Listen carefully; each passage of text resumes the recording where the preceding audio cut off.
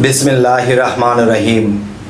হে সমস্ত জগতবাসী, আজ আমি শামীম আলী চিশতি আপনাদের সামনে যে আলোচনা নিয়ে হাজির হলাম, এই আলোচনাটি জ্ঞানী যারা পৃথিবীতে আছে, যারা রুহানি জগতের জ্ঞান, যারা আত্মজগতের জ্ঞান, যারা আধ্যাত্মিক জগতের জ্ঞান বিশ্বাস করেন এবং মানেন, এবং আল্লাহ যে একদিন সাক্ষাৎ দেবে আল্লাহর নিজ রূপে, সেটি বোঝার জন্যে আজকের এই আলোচনা। তবে আজকের থাম্বনেলে যেটা আপনারা পেয়েছেন, যে আল্লাহ আসে মানুষের পাশে। আল্লাহ কিন্তু মানুষের পাশেই আসে, কিন্তু আল্লাহকে কেউ চিনল না। আর আল্লাহকে না চিনিয়া কি অবস্থা করে, সেই বিষয়গুলো আমরা বুঝবো। তবে জ্ঞানী চতুর যারা, তারা কিন্তু চিনে ফেলে যে হ্যাঁ, আল্লাহ তো বলেছে আমি সর্বময় বিরাজিত, কিন্তু তিনি সর্বময় কিভাবে বিরাজিত থাকে এবং কোথায় কিভাবে আসে। যে কোনো ভক্ত আল্লাহকে ডেকেছে, হে আল্লাহ, আল্লাহকে যখন ডাকে তখন আল্লাহ কিন্তু ডাকে সম্মুখ দেয়। আমাদের সেই চর্মের কান বন্ধ করা আছে, শুনি না।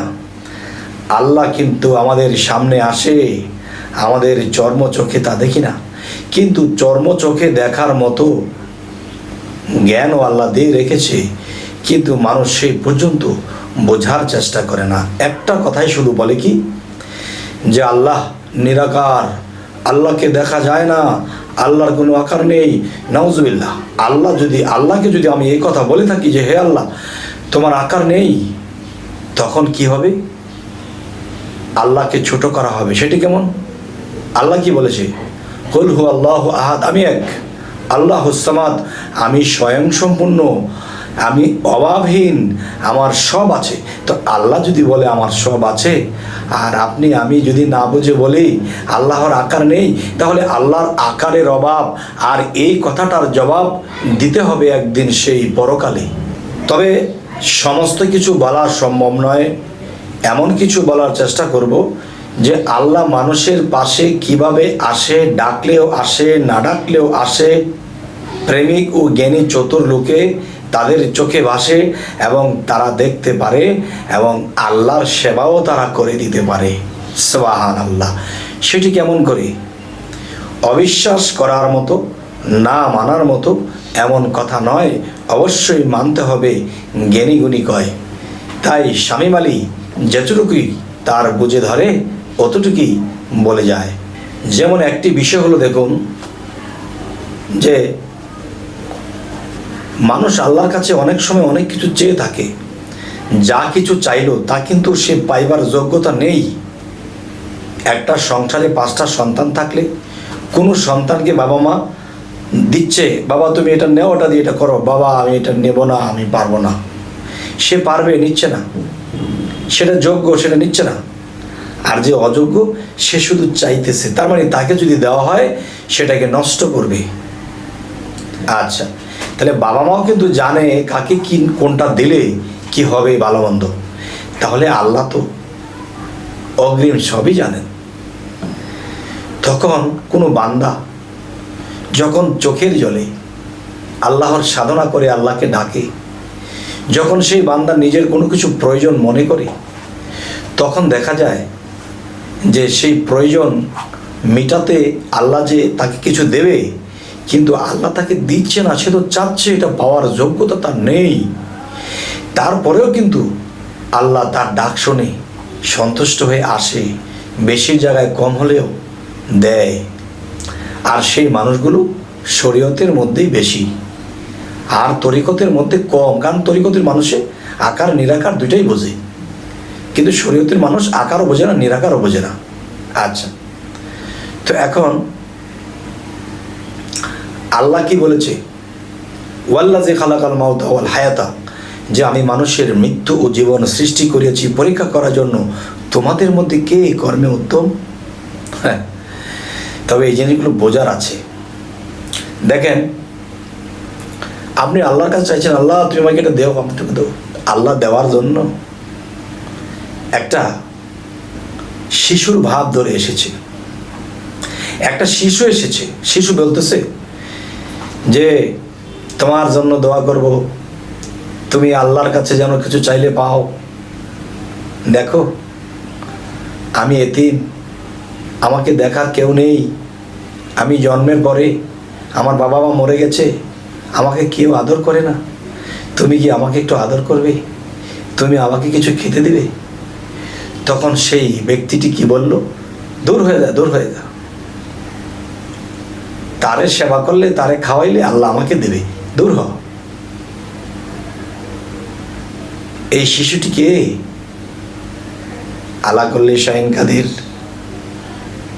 আবার কি বলা হয়েছে আলাকল্লি শাহিন মুহিত, আবার কি বলা হয়েছে যে আমি সর্বময় বিরাজিত, সব জায়গায় আছি। কোন রূপে আছে, কখন কিভাবে আছে? আল্লাহ সর্বশক্তিমান, তিনি যে কোনো জায়গায় যে কোনো রূপে থাকতে পারে। তখন এই এতিমের কথা কিন্তু আল্লাহ বলেছে কোরআনে, দুর্ভোগ সেই নামাজকারী, দুর্ভোগ সেই ইবাদতকারী যারা এতিমের গলা ধাক্কা দেয়। তাহলে এই লোকটি কি করলো? আল্লাহ যতটুকু সন্তুষ্ট হয়ে এসেছিল তখন তাকে ধাক্কা মেরে তাড়িয়ে দিল। তাহলে আল্লাহর কাছে যে যতটুকু পাওনা হয়েছিল অতটুকু থেকেও সে বঞ্চিত হয়ে গেল। এবার আসি, আবার অন্যদিন সেই ব্যক্তিটা কাঁদতেছে, আল্লাহ এটা দাও, এটা দাও, আল্লাহ এই সমস্যা সেই সমস্যা, এবং আমাকে এই শক্তিটা দাও। এখন আল্লাহ তো দিবে না, কেননা তাকে দিতে এসেছিল, সে নেওয়ার যোগ্যতা তার নেই, সেটা পাওয়ার যোগ্যতা তার নেই। তখন কি হলো, একদিন এক পাগল, ময়লার শরীরে কি অবস্থা, তার সামনে পড়েছে, বাবারে আমাকে সবাই পাগল বলে, আমি তো পাগল না, আমাকে কেউ খেতে দেয় না, আমাকে কেউ থাকতে দেয় না, বাবা আমাকে একবেলা খাওয়াবে, আমাকে একটু আরাম করার জায়গা দেবে, আমি খুব ক্লান্ত। তখন বলতেছে, তুমি যদি আমাকে এই সেবাটুকু করো, আল্লাহ তোমার মনোবাঞ্ছা পূর্ণ করবে। তখন সে পাগলকে বলছে, দূর হয়, দূর হয়, দূর হয়। তখন পাগল চলে গেছে, কিন্তু সেই পাগলের মধ্যে কে ছিল? ইয়া আল্লাহ, আল্লাহ ছিল। তখন আল্লাহ কি বলে, তোরা আমাকে ডাকিস, আমাকে চিনে নিতে পারলি না রে, আমাকে অবদস্থ করিস, আবার আমার কাছে চাস। কারণ আপনারা বলতে পারেন যে আল্লাহ এরকম রূপ ধরে আসবে কেন? দেখেন আল্লাহই তো বলেছে, দুর্ভোগ সেই ইবাদতকারী যারা যারা ক্ষুধার্তকে খাদ্য দেয় না, এতিমকে গলা ধাক্কা দিয়ে দেয়, আল্লাহই তো কোরআনে বলেছে। তাহলে আল্লাহর কোরআনকেও মানলাম না, আল্লাহকেও মানলাম না,